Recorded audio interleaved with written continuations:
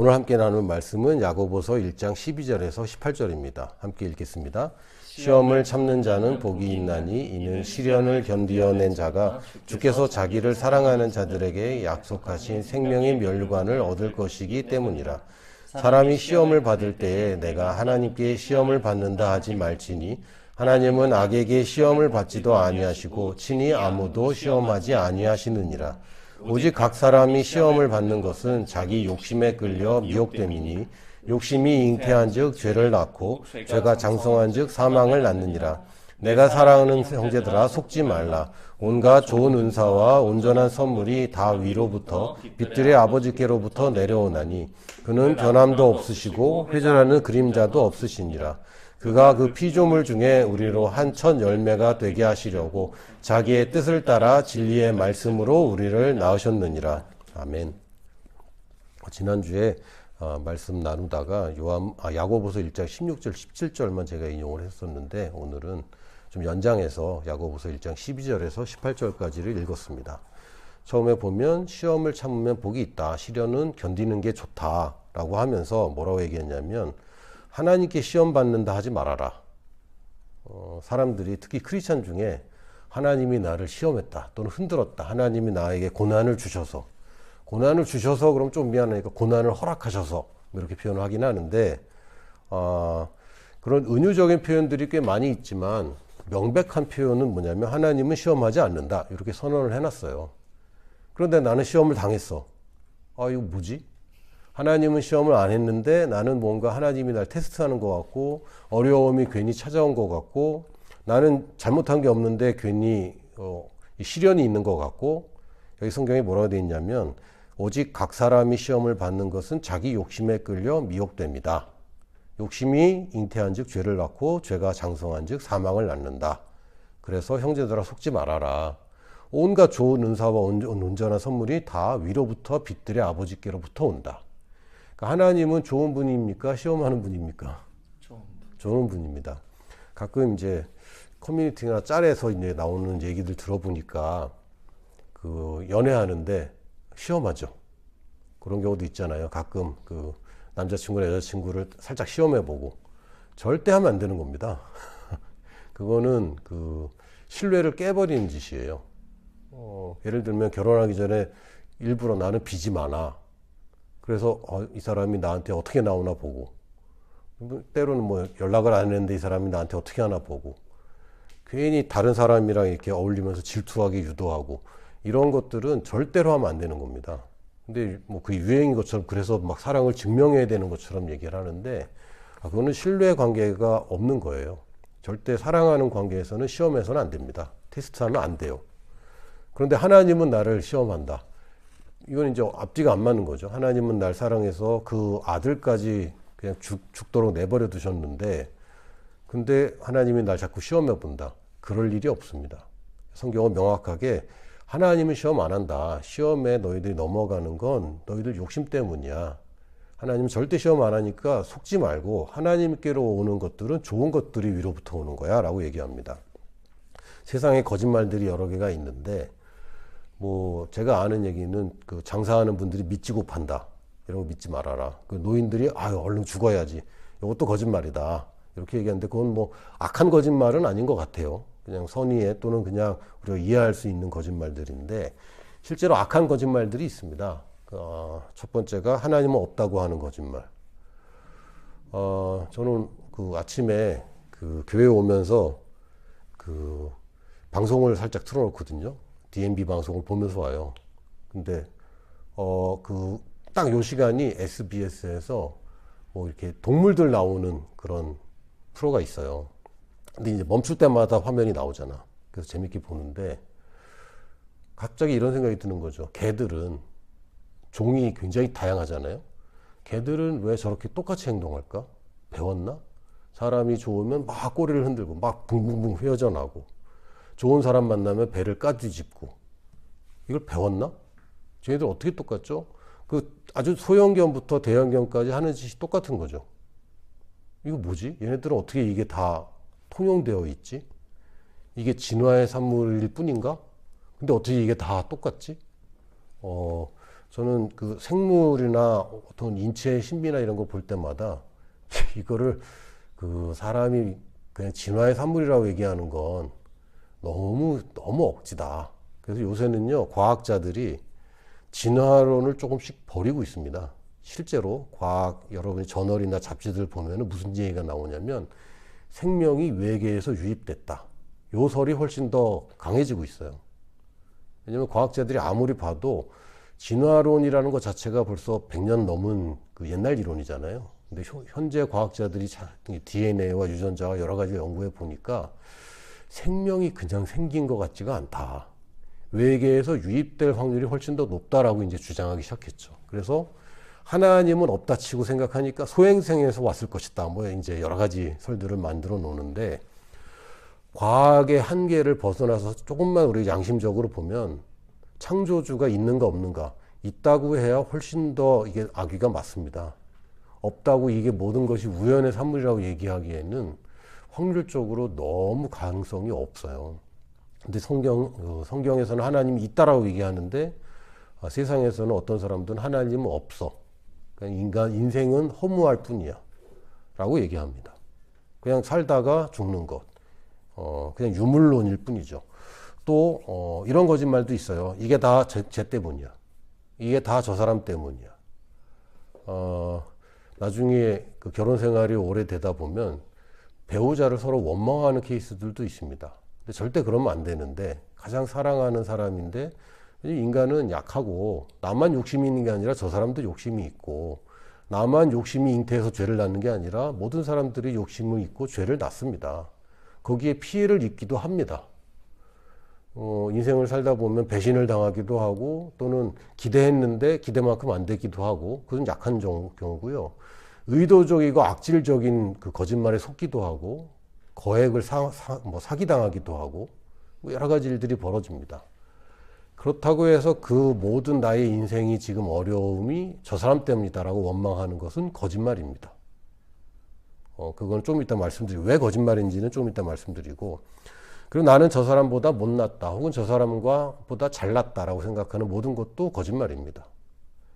그 한국 청년들의 자살률이 더 높아졌다고 그래요. 아주 심각합니다. 그리고 특히 한국은 다른 나라랑 다르게 노년에 자살하는 율도 꽤 높다고 그래요. 특히 남성들의 자살이 높은데 이 인스타라든지 또는 SNS가 보급되면서 사람들의 행복 지수가 점점 낮아진다고 연구 결과가 있습니다. 왜 이게 낮아지죠? 비교하니까. 전에는 몰랐는데 사실은 지금도 모르는 게 맞는데 인스타 보면은 다 좋은 것만 올리잖아요. 여러분의 일상을 인스타에다 올리지는 않습니다. 왜? 좀 구질구질하니까. 근데 좋은 것만 올리고 하다 보니까 아주 힘을 써서 좋은 상황을 일부러 만들고 그걸 올리는 사람들이 있고 그걸 보면은 상대적인 박탈감을 느끼죠. 한국에서 나는 가난하다 또는 돈 없다라고 생각할지 모르겠지만 이건 상대적인 것이고 빈곤한 나라들만 가보더라도 내가 못 사는 게 아니라는 걸 확실히 알게 됩니다. 라오스만 가보더라도 한 달 월급이 100불이거든요. 많이 받아야 150불? 그거 가지고 사는 거죠. 그런 나라들이 적지 않습니다. 근데 내가 저 사람보다 잘나서 그런 것인가? 아니잖아요. 여러분이 잘나서 한국에 태어난 거 아니잖아요. 여러분이 못나서 지금 이렇게 사는 게 아닙니다. 근데 자꾸 비교하고 잘났다 못났다 하는 것은 사실은 인간들끼리 지금 잘 모르고 하는 것이지 하나님 보시기에 잘난 사람도 없고 못난 사람도 없어요. 특별히 다르지 않습니다. 여러분 밥 먹을 때 쌀알을 하나하나 보면서 이놈은 잘났다 저놈은 못났다 그러지 않습니다. 왜? 그래봤자 여러분 개미들 보면서 잘생긴 개미 못생긴 개미 찾아본 적 있어요? 힘들어요. 그러니까 우리 기준에서 지금 잘났다 못났다 하는데 원래 하나님의 창조 개념에서는 다 아름답게 창조되었고 잘나고 못난 것은 큰 의미가 없습니다. 또 더 가지면 행복해질 것이다. 이것도 굉장히 큰 거짓말이죠. 물론 사람들이 더 가지면 불행해질 가능성이 좀 더 적다라고 얘기하기도 합니다. 물론 하나님의 축복이 부유함과 건강과 좋은 관계는 하나님의 축복입니다. 하나님도 그거 잘 알고 계시고 우리가 그거 좋은 건 압니다. 그렇다고 해서 소유 자체가 우리를 행복하게 하는 건 아닙니다. 없으면 불행해요. 당연히 불행해집니다. 힘들면, 아프면 행복할 수 없고요. 가난하면 행복하기가 어려워요. 그렇다고 해서 더 가진다고 더 행복한 거는 아니에요. 그건 우리의 필수적인 요건이기 때문에 필수적인 것만 만족되면 그 다음에 더 많이 갖는 것은 큰 의미가 없습니다. 근데 없을 때 불행하기 때문에 더 가지면 더 행복할 거라고 착각하는데 그것도 거짓말입니다. 왜? 그건 욕심인 거죠. 그럼 맛있는 거 먹으면 행복합니다. 그렇죠. 근데 못 먹으면 불행하죠. 근데 맛있는 걸 3그릇, 4그릇, 5그릇을 먹으면 행복합니까? 그렇지 않아요. 또 불행해져요. 굉장히 힘들어집니다. 속이 힘들죠. 그것처럼 우리가 더 가진다고 행복한 게 아니고요. 집이 3채, 4채라고 해서 돌아가면서 살 수도 없는 것이고, 침실이 10개라고 해서 자다가 깨서 하루에 10개의 침실을 다 사용할 수 없는 것이고, 옷이 100벌이라고 해서 한 번에 100벌 입을 수 있는 게 아닙니다. 딱 우리한테 만족스러운 그 기준이 있는데, 그 기준이 상대적인 것이고 다른 사람들이 가진 것을 내가 탐내면 당연히 내가 불행하다고 여겨지고 행복을 잃어버린다고 자꾸 착각하는데, 야고보는 이렇게 얘기합니다. 속지 말아라. 이게 속는 것입니다. 사람마다 출발선은 다릅니다. 아니, 하나님이 계시다면 왜 이렇게 불공평한가? 하나님이 불공평한 게 아니라 하나님은 아름답게 창조했지만 인간이 배신했습니다. 우리 첫 조상인 아담이 범죄함으로 배신을 해서 하나님의 질서가 어그러졌고, 하나님은 그거를 바로잡으려고 하시는 분이고, 인간들은 여전히 욕심 가운데 다른 사람들을 딛고라도 자기가 올라가겠다는 이기심으로 살고 있는 거죠. 그래서 사람들이 오해하는 것 중에 하나가, 하나님이 계신다면 왜 이런 일이 생기느냐? 하나님은 계시는데 인간에게 자유를 주셨고 인간에게 넘겨주셨기 때문에 이런 일이 생깁니다. 만약에 이제 실제로 그렇지 않지만 누구 이제 동순의 집에 갔어요. 그때 집안이 엉망인 거야. 그랬더니 그래서 제가 생각하기에 얘는 부모가 없나? 그러면 아니요. 근데 부모님이 이런 거를 그냥 내버려 두나? 내버려 두죠. 왜? 독립했잖아요. 자녀이지만 인정하고 자유를 줬고 권리를 인정한다면 그 사람이 어지른다고 부모가 없다고 얘기할 수는 없는 겁니다. 마찬가지로 하나님이 안 계신 게 아니라 하나님은 공평하신 분이고 세상은 불공평합니다. 하나님이 계시는데 어떻게 세상이 불공평하냐? 하나님이 오직 사람들에게, 누구에게? 그를 믿는 사람들에게 역사하시는 것이지 세상을 다 바로잡고 계시는 것이 아닙니다. 그래서 하나님은 공평하세요. 내가 하고 있는 경기는 나한테 너무 불합리해. 경기는 다 불합리해요. 제가 보니까 올림픽이나 이런 경기를 봐도 다 불공평해. 펠프스라는 사람이 있어요. 수영선수인데 그 사람 보면 인생이 불공평한 것 같아요. 왜냐하면 그 사람은 수영에 너무 최적화되어 있어. 상체가 훨씬 길고요. 키가 190이 넘는데 상체 비율이 월등하게 깁니다. 그리고 팔이 엄청 길어. 수영할 때 너무 좋은 거죠. 근데 다른 사람은 그렇지 않잖아요. 근데 내가 저 사람하고 경쟁하는 거는 불공평하다고 생각하잖아. 그러니까 세상에서는 불공평해요. 왜냐하면 그 경기에 룰이 있는데 룰이 모든 사람에게 다 공평한 게 아닙니다. 거기에 맞는 사람한테 유리한 거죠. 근데 하나님은 공평합니다. 우리가 그걸 믿고 있고, 하나님은 공평하시기 때문에 나의 출발점과 내가 지금 시작하는 지점에 뭘 가지고 시작하는지를 하나님은 분명히 그걸 평가하십니다. 그래서 우리가 안심할 수 있어요. 누가복음 12장 48절의 후반부에 보면 무릇 많이 받은 자에게는 많이 요구할 것이요 많이 맡은 자에게는 많이 달라 할 것이니라. 이 얘기가 뭡니까? 제가 요번에 매출이 100억입니다. 근데 너는 투자를 얼마나 했는데? 200억이요. 그럼 이 사람은 많이 번 건가요? 날린 건가요? 날렸죠. 근데 저는 올 한 해 열심히 일해서 1,000만 원 벌었습니다. 얼마 투자했습니까? 100만 원 투자했습니다. 이 사람은 10배를 번 거죠. 그러니까 어떤 게 공평한 겁니까? 액수로 따지는 게 공평한 건가요? 아니면 투입 대비 산출을 구하는 게 공평한 건가요? 당연히 투입을 얼마나 했고 그의 결과가 얼마인지를 보는 것이 훨씬 더 공평한 겁니다. 우리 인생도 마찬가지예요. 여러분의 인생이 태어난 지점이 다 다릅니다. 저는 여러분이 좀 부러워요.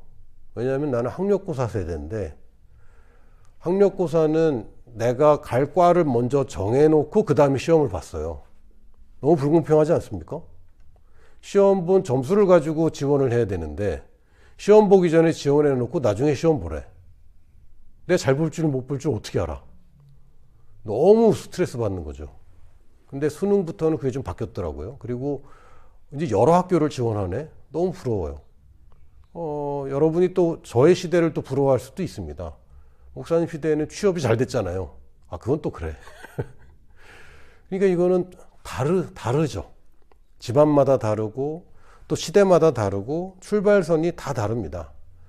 근데 여러분이 그 육상 경기를 보면 100m 달리기 출발선은 다 같아요. 왜? 금방 결론이 나기 때문에 출발선이 조금이라도 뒤에 있으면 큰일 납니다. 그래서 출발하는데 땅 소리 나는데 조금이라도 빨리 출발했다. 실격이죠. 왜? 그게 그 차이가 굉장히 크기 때문에. 근데 마라톤 경기를 보면요. 출발선이 제각각입니다. 여러분 무슨 어떤 마라톤 대회 보면 뭐 몇천 명씩 막 하잖아요. 그러면 앞에 있는 사람하고 뒤에 있는 사람하고 불공평하냐? 불공평하죠. 그런데 그거를 카운트하느냐? 별로 카운트하지 않습니다. 왜? 42km를 뛰는데 100m 앞에 있으나 100m 뒤에 있으나 별 차이가 없기 때문에. 그래서 그거는 땅 소리 나기 전에 출발했다. 그런 거 잘 보지도 않아요. 그리고 땅 소리 나면 바로 출발해야지. 아니야, 그렇지도 않아. 땅 하면은 사람들이 그때 막 출발합니다. 왜? 42km 뛰고 2시간 넘게 뛰는데 그 1, 2초가 별로 중요하지 않거든요. 우리 인생을 마라톤에 비유하는데 여러분 인생이 2시간짜리도 아니고 수십 년짜리예요. 출발선이 다르다는 것이 큰 의미가 있냐? 그렇게 큰 의미가 없습니다. 근데 사람들이 자꾸 100m만 뛸 줄 알아. 그래서 출발선이 다르다고 나는 뒤에서 뛴다고 어쩌고저쩌고 그러는데 그럴 필요가 없어요. 우리 인생이 길고 우리가 지금 과정 중에 있는 것이지 결론에 도달한 게 아닙니다. 여러분 20대나 30대의 인생의 절정기에 도달하는 게 아닙니다. 근데 왜 그렇게 생각하느냐? 아직 뒤에 안 살아봐서 그래요. 근데 살아보면 아, 인생이라는 것이 길다. 그리고 지금 내가 뭘 하고 있느냐에 따라서 미래가 달라지는 것이지 근데 출발선을 원망할 필요가 없다는 걸 여러분이 지혜를 깨닫게 될 겁니다. 그래서 각기 다른 출발선이지만 평가는 공정하다. 이게 인생입니다. 하나님은 여러분을 평가를 공정하게 하십니다. 부잣집에서 살다가 부잣집 아들로 태어나서 부자로 살다가 부자로 죽었어요. 행복한 인생을 살았느냐? 그러나 하늘나라 가면 평가가 다르죠. 너한테 맡겨진 게 거대한 부유함을 맡겼는데 넌 그거 가지고 뭐 했어? 자동차 샀는데요. 너는 받을 걸 다 받았다. 그럼 하늘나라에서 받을 게 하나도 없는 거죠. 그 예수님께서도 헌금하는 사람들을 이렇게 보시면서 어떤 과부가 동전 2개를 했는데 그걸 그렇게 칭찬하셨어요. 왜냐하면 이 과부는 자기의 전 재산을 헌금했다. 이러면서. 그러니까 어떻게 보면요. 여러분이 돈이 많으면 거액을 헌금해야 돼요. 근데 돈이 없으면요. 100원만 해도 굉장한 효과를 갖는 거죠. 할렐루야. 그러니까 평가는 똑같다니까요. 그래서 저 사람은 되게 쉽게 산다. 그렇지 않아요. 제가 아는 아주 제가 존경하는 분 중에 한 분이 홍석구 장로님이란 분인데 개인적으로는 제가 몇 번 만나긴 했지만 실제로 막 저랑 친한 사이는 아닙니다. 근데 이분을 보면 사업가예요. 사업가인데 그렇게 선교 헌금을 많이 하세요. 굉장히 많이 하시고 이분이 뭐 파송한 선교사 수가 제가 카운트는 못하겠지만 100명 이상일 겁니다. 한 사람이. 이 사람이 그 골프장갑 만드는 회사를 하셨는데 일화가 있어요. 이제 납품을 해야 되잖아. 공장이니까. 그래서 유명 브랜드들을 찾아가서 납품을 하는데 나이키에 찾아갔대요. 나이키에 찾아갔는데 내가 이 제품을 좀 이렇게 소개하고 싶다. 그랬더니 이 담당자가 쳐다도 안 보더래. 쳐다도 안 보고 스케줄 자기 달력 보더니 그러면 다다음 주 언제 오라고. 그랬더니 이 젊은 사장이 그때 젊었을 때인데 그때 안 된다고. 그러니까 이 담당자가 이렇게 쳐다보더래. 네가 뭔데 지금 나이키에 와갖고 납품 소개하는데 날짜를 네가 지정하냐라는 식으로 이렇게 쳐다보더니 왜 이날 안 되냐 그랬더니 이분이 그날 내가 선교지 방문하기로 했다. 그래서 못한다. 그랬더니 이 사람이 담당자가 그러냐고. 자기는 목사님 아들인데 그러면 이날 다 좋은 날 오라고. 그런 일화가 있어요. 그러면서 나이키에 납품하게 되면서 나이키 골프 장갑을 독점 생산하고, 그래서 뭐 돈을 많이 버셨는데 이 돈을 선교지에 엄청나게 뿌리시는 거죠. 제가 케냐에 있을 때 이분이 케냐에 오셨어요. 제가 직접 만나지는 않았지만 그때는 엇갈려서 이번 오셨는데 모르는 선교사님인데 고생한다고 차를 한 대 사주셨어. 그때 당시에 벌써 25년 전인데 3천만 원이 넘는 차를, 도요타 제일 좋은 차를 딱 사줬어요. 그게 이제 커미션 선교사님 중에 한 분이에요. 나중에 알게 됐죠. 이렇게 돈을 잘 쓰는 분이 있어요. 그런데 이분도 쉽지 않을 겁니다. 왜? 퍼센트로 따지거든. 퍼센트로 따지는데 이분이 뭐 1억을 헌금하고 10억을 헌금했는데 이 사람 버는 사람이 얼마를 벌었냐에 따라서 이분이 더 많이 버는 사람이라면 쉽지 않을 겁니다. 왜? 부자든 가난한 사람들이든 하나님의 일을 하는데 몇 퍼센트를 했느냐. 그래서 제가 볼 때는 차라리 쉬운 게 목사나 선교사들이 훨씬 쉬워요. 그 인생을 드리면 되니까. 먹고 사는 거야 뭐 하나님 책임져 주시고. 근데 내가 어떤 부유함으로 하나님을 섬긴다. 이거 쉬운 게 아닙니다. 다 똑같은 어려움을 가지고 하는 것이지, 이 사람이 헌금을 많이 했다 적게 했다를 가지고 상이 평가되지 않습니다. 내가 너에게 얼마를 줬는데 네가 그거를 어디다 썼느냐, 이걸 보시는 거죠. 여러분이 월급쟁이라면 월급에 얼마를 하나님께 드리는 것은 굉장히 큰일입니다. 왜? 그건 내 인생이고 나의 여윳돈이 얼마 안 될 때에 하나님께 드린다는 것은 굉장히 고평가를 받을 수 있는 일이죠. 그러니까 남는 것을 하는 것과 부족한데 하는 것은 평가가 다릅니다. 그러니까 하나님 참 공평하시다라고 할 수 있어요. 거기다가 출발선이 다르지만 우리가 별로 이렇게 신경 쓸 필요가 없는 것은 하나님의 도우심이 있기 때문에, 하나님이 도우심이 있기 때문에 출발선이 다른 것이 큰 의미가 없어요. 내가 만약에 여기서 미금역까지 가는데 걸어갈 거냐, 걸어가는데 신발을 운동화 신을 거냐, 슬리퍼를 신을 거냐에 따라서 달라질 수 있습니다. 근데 내가 제주도로 갈 때는요, 운동화를 신든지 슬리퍼를 갔든지 제주도 도착 시간은 그렇게 차이가 없어요. 왜? 대부분을 비행기가 실어주는 거지 내가 걸어가는 거는 얼마 안 돼요. 그 차이가 크지 않습니다. 그렇겠죠? 그것처럼 하나님의 그 도우심을 받아서 사는 사람들은 출발점이 다르더라도 내가 출발점이 달라서 나는 실패했어, 나는 고생했어 라고 할 수 없어요. 왜? 하나님의 도우심이 훨씬 더 크고 막강하기 때문에. 우리가 위로부터 내려오는 것들을 잘 받아서 사용하면 여러분의 출발선이 다르다고 해서 여러분이 고민할 필요도 없고요. 또 원망할 필요도 없습니다. 내가 왜 원망을 합니까? 저 사람이 나한테 끼친 피해가 크다고 생각하기 때문에 원망이 큰데, 받은 은혜가 크면 원망할 필요가 없어요. 누가 여러분이 뭐 10,000원을 손해봤다. 근데 복권에 당첨됐다. 만 원 손해본 게 여러분한테 뭐 크게 의미가 없어요. 왜? 1억을 받았으면 10,000원은 별거 아니기 때문에. 여러분에게 상처 준 사람들이 있습니까? 큰 의미가 없어요. 왜? 내가 받은 은혜가 크기 때문에. 근데 속고 있어서 위로부터 오는 이 좋은 것들을 못 누리니까 자꾸 원망하고 거짓말에 속고 있는 거죠. 야고보서 1장 16절 17절만 다시 한번 보면, 내 사랑하는 형제들아 속지 말아라. 온갖 좋은 은사, 그래서 은사라고 말하는 카리스마라는 단어는 저 사람 카리스마 있어 이런 단어 뭐 그렇게 쓰기도 하는데, 원래 원뜻은 은혜의 도구, 은혜의 선물이라는 뜻입니다. 다시 얘기하면 통로를 얘기해요. 복이 흐르는 통로. 그렇죠. 복을 주시는데 통로가 없으면 복을 줄 수가 없어요. 복의 통로가 있어야 됩니다. 내가 여러분에게 돈을 이체하고 싶은데 계좌번호가 없으면, 은행이 없으면 계좌 이체가 안 되죠. 통로가 중요합니다. 통로를 잘 가지면 거기서 계속 지속적인 복이 흘러들어오는 것을 우리가 가질 수 있는 것이고, 이 복의 통로를 정하는 것은 굉장히 중요합니다. 어떻게 보면 선물보다 더 중요해요. 그래서 내가 잠깐 돈 버는 것보다는, 내가 지금 음식을 판다고 할 때도 음식을 비싸게 파는 것보단 고객 한 사람을 단골로 만드는 게 훨씬 중요하죠. 왜? 이거는 계속 반복적으로 나에게 복을 가져오기 때문에. 그래서 은혜의 통로도 하나님 주시는 겁니다. 그래서 은혜의 통로를 값지게 알아야 돼요. 여러분을 도와준 사람들, 여러분이 여러분에게 뭔가 은혜를 끼친 사람들을 여러분이 소중히 지키라고 성경은 얘기합니다.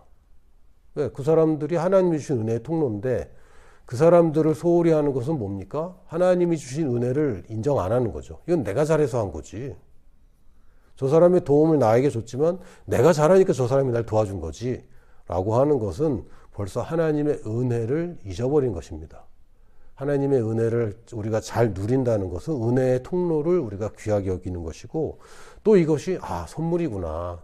하나님으로부터 받은 선물이구나. 내가 잘해서 받은 것이 아니라 난 내가 잘한 게 쟤보다는 좀 잘했을 수 있고 옛날보다 내가 좀 더 잘했을 수 있지만 하나님 보시기에 하나님의 평가에서 내가 그렇게 대단하게 잘한 거 아닙니다. 그럼에도 불구하고 하나님 나에게 선물을 주셨구나. 그냥 선물이 아니라 온전한 선물. 저는 이 표현이 참 좋아요. 선물 나름이죠. 제가 늘 예를 드는 건 저희 막내가 저한테 사주는 선물. 다이소에서 사는 선물은 가져오지 말아라. 제가 제 딸한테 얘기했거든요. 다이소에서 사는 거는 용품이지 선물은 아니다. 아빠한테는. 왜? 최대 5,000원짜리인데 그걸 아빠가 선물로서 가치가 없어. 제 막내는 조금 제가 안타까운 것은 다이소 가면 아빠 이거 예쁘지? 막 이래요. 계속 학용품 봐도 아빠 이거 예쁘지? 컵을 봐도 아빠 이거 예쁘지? 그러는데 저는 늘 얘기해 줍니다. 다이소에 예쁜 것은 없다. 5,000원짜리에서 아빠의 그 미적 감각을 만족시킬 만한 예쁜 것은 없다. 라고 다이소 관계자가 이 얘기를 들으면 좀 속상할 수 있겠지만 원래 다이소라는 게 선물용품 가게는 아니잖아요. 싸게 필요한 것들을 싸게 살 수 있도록 해주는 것인데 온전하지 않은 선물도 있습니다. 나한테 필요 없는 선물. 이거 온전하지 않은 선물이죠. 제가 지금 막 생각나는 제가 받은 불필요하고 저한테 해를 끼친 선물 중에 하나가 뭐냐면 저희 친척 아저씨가 저한테만 주신 건 아니고 저희 집에 금붕어를 4마리 주셨어요. 금붕어만 주셨어요. 그래서 어항을 사야 됐어요. 그래서 어항을 사서 키우는데 곧 금붕어들은 다 죽었어요. 그래서 다른 또 물고기를 사다가 채워 넣었어야 됐어요. 이게 뭐지? 나한테 필요하지도 않고 원하지도 않는데 나한테 해가 되는 선물도 분명히 있습니다. 아까 복권 얘기했지만 복권 엉뚱하게 맞은 사람들 중에 이혼 안 하고 자녀가 망하지 않은 사람들 거의 없어요. 갑작스러운 돈이 온전한 선물이 아니죠. 왜? 이걸 다룰 수가 없는 나한테 주어지면 이건 온전한 선물이 아닙니다. 돈이 나쁜 것은 아닙니다. 그러나 돈을 다룰 수 있는 능력이 갖춰진 사람에게 이게 온전한 선물이지 좋은 선물이 아니죠. 온전하지 않은 선물 많이 있잖아요. 자녀한테 오토바이를 사줬는데 어떻게 됐을까요? 나중에 이제 오토바이 사고 나서 자녀를 잃는 경우도 있고 굉장히 비싼 고가의 선물인데 이게 자녀를 망치는 경우도 얼마나 많이 있습니까? 그러니까 이거 온전한 선물이라는 것은 위로부터 오는 것은 그러나 온전한 선물입니다. 하나님께서 주시는 부유함과 하나님께서 주시는 건강은 사람을 잘못되게 만들지 않습니다. 그리고 제가 좋아하는 표현 중에 또 하나가 뭐냐면 빛들의 아버지께로부터 온다. 빛의 아버지라고 하면 빛이신 아버지라고 해석도 가능해요. 그러나 빛들의 아버지, 이거 복수형이거든요. 빛이 여러 개란 뜻이고 그러면 자녀들이 빛이란 얘기네요. 그러니까 우리가 하나님을 아버지라고 부른다는 얘기는 우리가 빛이란 얘기입니까? 어둠이란 얘기입니까? 우리는 빛입니다. 근데 빛이 되려고 애쓰는 것은 잘못 알고 있는 거예요. 예수님께서 뭐라고 말씀하셨냐면 마태복음 5장 13절에서 16절에 보면 너희는 세상의 소금이니 소금이 되라? 아니죠. 소금이다 라고 얘기하셨어요. 소금이니 소금이 만일 그 맛을 잃으면 무엇으로 짜게 하리요? 후에는 아무 쓸데없어 다만 밖에 버려져 사람에게 밟힐 뿐이니라. 상상해 보세요. 소금인데 안 짠 소금. 어디다 쓰지? 분홍색 핑크 소금 해서 예쁘게 가질 수는 있어. 근데 어디다 쓰죠? 필요가 없는 거죠. 근데 언제 짜집니까? 부뚜막에 소금도 넣어야 짭니다. 가지고 있는 소금은 안 짜요. 여러분 찬장에 있는 소금이 짭니까? 내 입에 들어간 소금이 짭니까? 찬장에 있는 소금은 안 짜요. 언제 짜요? 내가 이걸 녹아버려서 없어져서 내 입에 들어올 때 짭니다. 그래서 소금이 맛을 잃어버린다는 얘기는 불가능한데 왜? 안 짠 거는 소금이라고 안 부르니까. 근데 소금인데 안 놓고 세상을 위해서 짠맛을 내지 않으면 이거는 의미가 없는 거죠. 근데 많은 종교인들이, 종교생활 하시는 분들이 자기가 소금이 되려고 자꾸 애를 씁니다. 이거 착각하는 겁니다. 소금이 돼서 짜게 되려고 하니까 세상에 짠맛을 안 내고 있는 거죠. 왜? 나는 안 짜다고 생각하고 나 소금이 아니라고 생각하니까.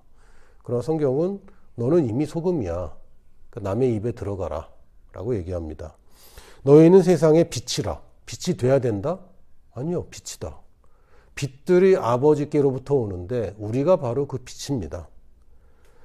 산 위에 있는 동네가 숨겨지지 못할 것이요 사람이 등불을 켜서 말통 아래에 두지 아니하고 등경, 이거 등잔입니다. 등경 위에 두나니 이러므로 집안 모든 사람에게 비치느니라. 여러분, 등을 사서 밥그릇을 엎어놓는 경우는 없죠. 그럼 왜 켜 그걸? 킬 이유가 없죠. 근데 자기가 빛이라고 모르니까 자꾸 싸매고 있는 거예요.